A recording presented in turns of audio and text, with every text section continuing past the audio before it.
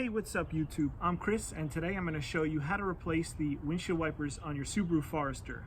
Now be sure to check out the title and the description to this video to make sure that this covers your model year.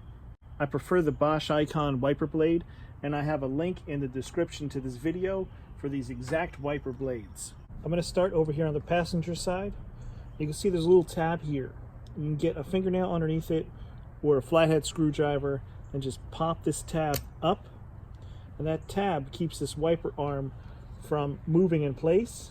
But now with that tab open, we can just push the wiper blade in and then remove the blade itself. You can see what the wiper arm looks like there.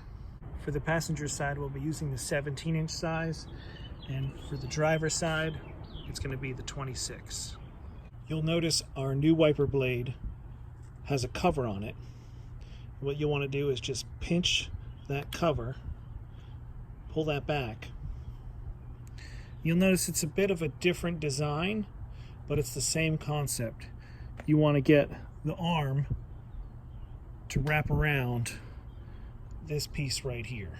You'll want to insert that wiper arm into the hole in the cover and then drop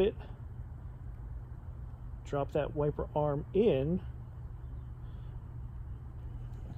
and then pull toward you to snap it into place, and then close the cover, and that's it.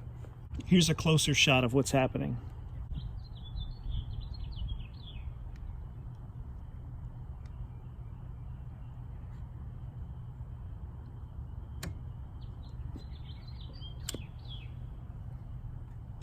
Similar idea on the driver's side. Just pop that cover open and slide the wiper arm down